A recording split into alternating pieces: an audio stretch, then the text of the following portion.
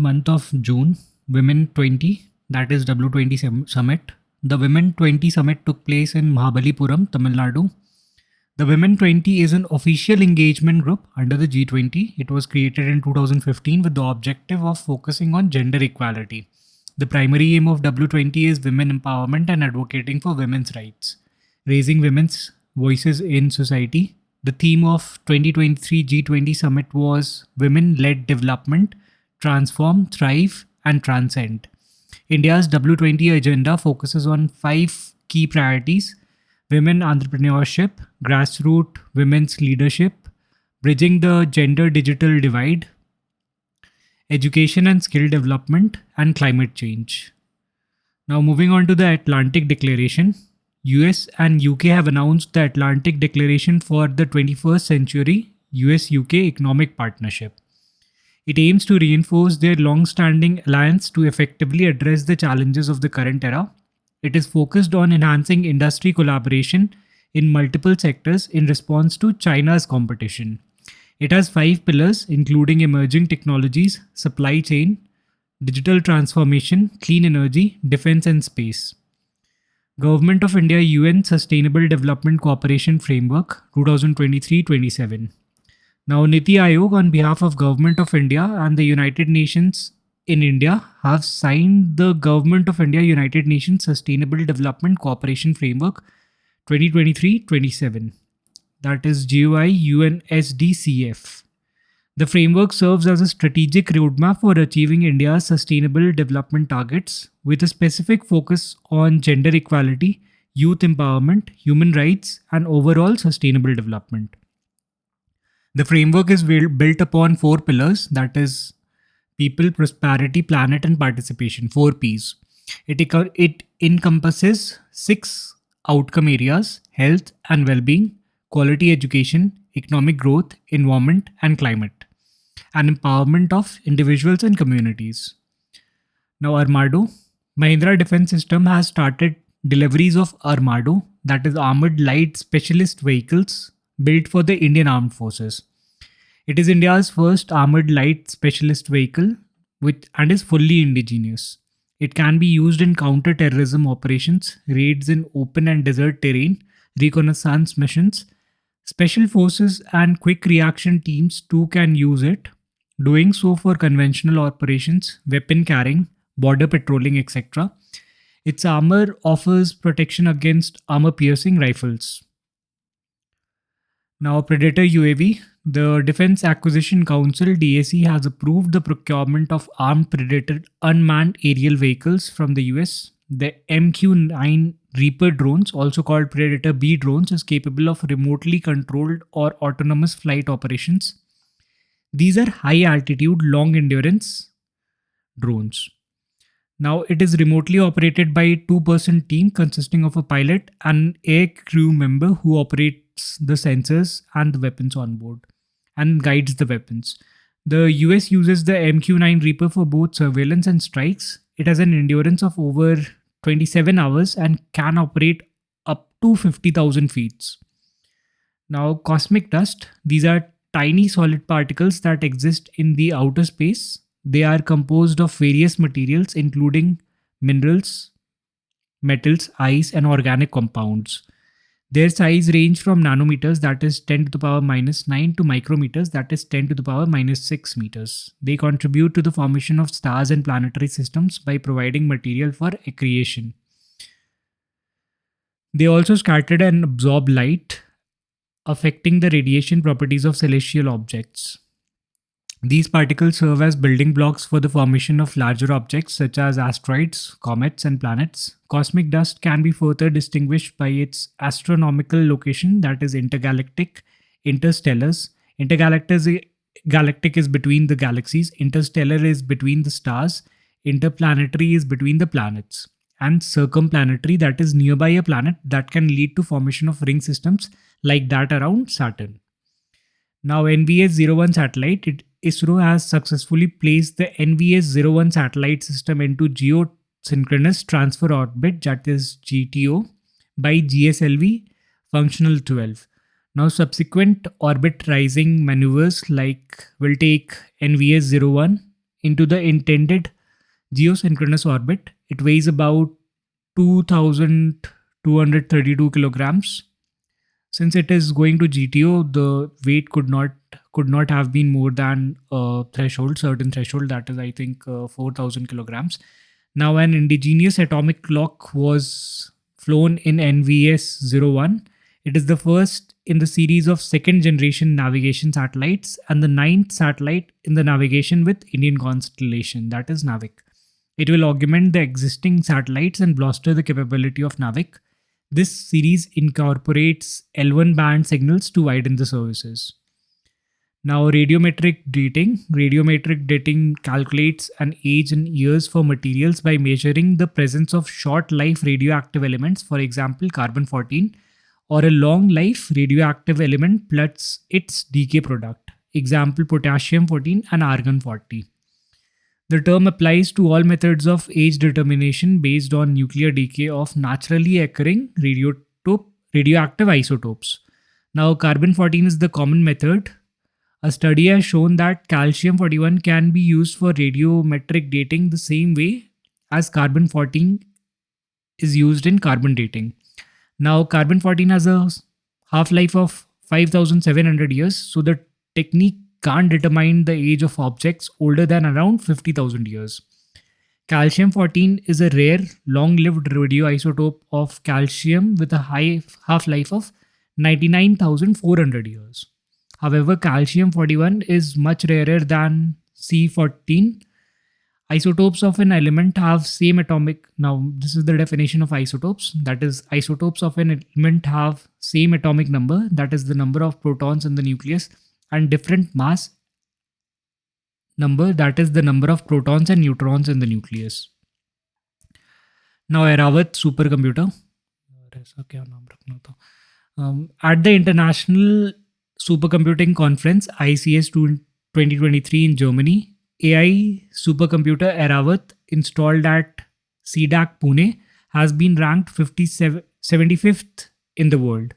The fastest high-performance computing system in the world is currently the Frontier Cray system at Oak Ridge National Laboratory, United States. The AI research analytics and knowledge dissemination platform, that is Eravat, proof of concept of 200 AI petaflops mixed precision peak compute capacity, is funded by MIT and is implemented by CDAC Pune. Now, the system is installed under the National Program on AI by Government of India.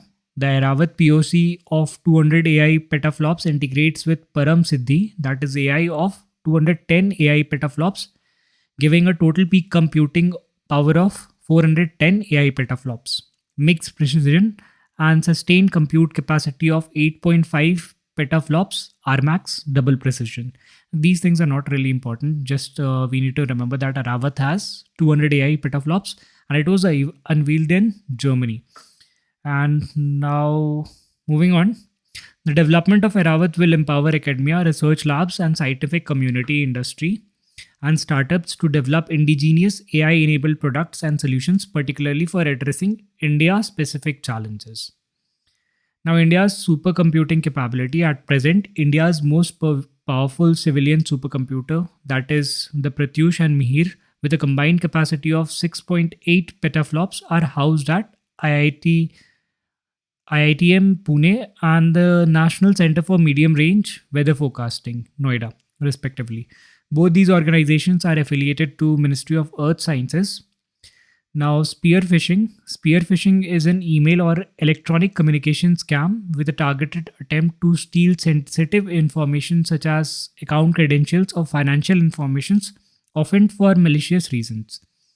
A spear phishing email uses social engineering techniques to urge the victim to click on a malicious link or attachment. The suspicious email often contains familiar yet misleading information that tricks the victim to click on the link, attachment, example, disconnecting electricity supply due to non-payment of dues, etc.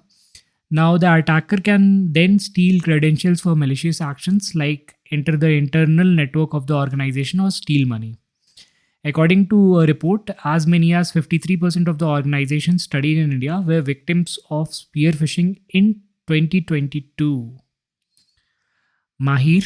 Now, Ministry of Power and Ministry of New and Renewable Energy have jointly launched. So these are two different ministries.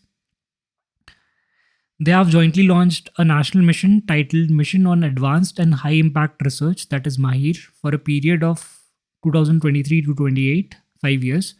It aims to facilitate indigenous research and development of latest and emerging technologies in power sector, leverage the technologies for India's economic growth. Funding will be provided by the two ministries and PSUs under them. 8 areas of research and development have been identified, that is alternative to lithium ion storage batteries, modifying electric cookers, pans to suit Indian cooking method, green hydrogen for mobility, high efficiency fuel cell, carbon capture, geothermal energy, solid state refrigeration, nanotechnology for EV batteries, and indigenous CRGO technology. Now, CRGO steel, it stands for cold rolled grain oriented steel that contains silicon and is manufactured through the process of cold rolling. CRGO steel has high magnetic permeability and low hysteresis and eddy current losses. It is extensively used in energy efficient transformers and large high performance generators in the power sector.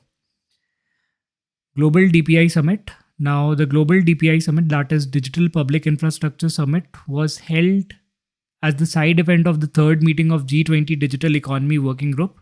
India has launched the Digital Public Infrastructure Partnership to enable countries, especially low and middle income, to learn from India's experiences in harnessing technology to improve governance and for social, economic, digital, and sustainable development. Now, India also introduced the idea to form an alliance of countries called One Future Alliance, which would allow like minded nations to use technology to improve people's lives. The Ministry of Electronics and IT has released a draft public key infrastructure for adoption of India's DPI beyond India's border. Now, RTMS technology, repetitive transcranial magnetic stimulation, that is RTMS therapy, is a non invasive brain stimulation technique that uses electromagnetic fields to generate electrical pulses in specific regions of the brain that are known to modulate moods. It is based on the phenomena of electromagnetic mutual induction. RTMS works by generating electromagnetic pulses through a coil placed on the scalp, which modulates the of cortical activity of the brain. The electromagnetic pulses create electric current in the brain tissues and affect the membrane potential of the brain cells. RTMS may help elevate depression by reversing abnormal signaling patterns between the brain regions. It has also been found effective in reducing the symptoms of various neuropsychiatric disorders. So, this is the diagram depicting RTMS technology, wherein the wire coil is placed above the brain stem, brain region to stimulate brain activity. Moving on, International Pathogen Surveillance Network. The World Health Organization has launched the International Pathogen Surveillance Network. It is a global network to protect people from threats of infectious diseases through the power of pathogen genomics. Now, the platform will help connect countries and regions by improving systems for collecting and analyzing samples and using these data to drive public health decision making and sharing that information more broadly. It will help detect and respond to disease threats before they become epidemics and pandemics, and to optimize routine disease surveillance. Now, pathogen genomics. Pathogen genomics analyzes the genetic code of pathogens, that is, virus, bacteria, etc., to understand their infectiousness, deadliness, and manner and mechanism of spread. With this information, scientists and public health officials can identify and track diseases to prevent and respond to outbreaks as part of broader disease surveillance system and to develop treatments and vaccines. Now, chronic wounds. Chronic wounds do not progress through a normally orderly and timely sequence of repair. They are non-healing wounds, affect tens of millions of people around the world, and cause huge financial burden on the healthcare system. They are most common in lower socioeconomic strata of society. Approximately 80% of the people with chronic wounds are diabetic. Now, smart bandages. Researchers have developed smart bandage which can help treat chronic wound. It is a soft, stretchable polymer that helps the bandage maintain contact with and sticks to the skin. The bioelectronic system consists of biosensors that monitor biomarkers in the wound exudate. Now, biosensors determine the wound status by tracking the chemical composition of the exudate, which changes as the wound heals. Data collected by the bandage is passed to a flexible printed circuit board, which relays it wirelessly to a smartphone or tablet for review by physician. A pair of electrodes control drug release from a hydrogel layer, which as well as stimulate the wound to encourage tissue regrowth. So this is the diagram, and this is, I think, the prototype. The functional model would be a bit different, but similar to this one. Moving on, Catagon pills. Captagon is a highly addictive amphetamine type drug. It stimulates the central nervous system, provides a boost of energy, enhancing focus, letting stay awake for longer periods of time, and producing a feeling of euphoria. These types of drugs usually stay in blood for around 36 hours. However, they can cause loss of appetite, weight, and heart problems, increase blood pressure, and heart attacks, which can lead to death. They can also cause memory loss and impact clear thinking. It was commercially sold in several countries until 1980 and was banned due to the fear of its highly addictive nature. It is produced mainly in Syria and smuggled to West Asia. IS fighters are said to have used these drugs during their battles. As global isolation of Syria comes to an end, with the Arab League reinstating Syria as its member, the discussion on trade of Captagon pills have taken the center stage once again. Now, leptospirosis. It has emerged as an important infectious disease which tends to have large outbreaks after heavy rainfall or flooding. It is potentially fatal zoonotic bacterial disease. The disease is caused by a bacterium called Leptospira or whatever. The disease is more prevalent in warm, humid countries and in both urban and rural areas. It affects an estimated 1.03 million people every year, killing around 60,000. The carriers of the disease can be either wild or domestic animals, including rodents, cattle, pig, dogs, etc. Now, humans get infected when they come in direct contact with infected animal urine or indirectly through soil and water that contains Leptospira bacteria. It can cause mild flu-like illness to being life-threatening. Now, moving on to taurine. Researchers have found that taurine supplements can slow down the aging process in worms, mice, and monkeys. It is a common ingredient in health supplements and energy drinks. Taurine is a type of chemical called aminosulfonic acid.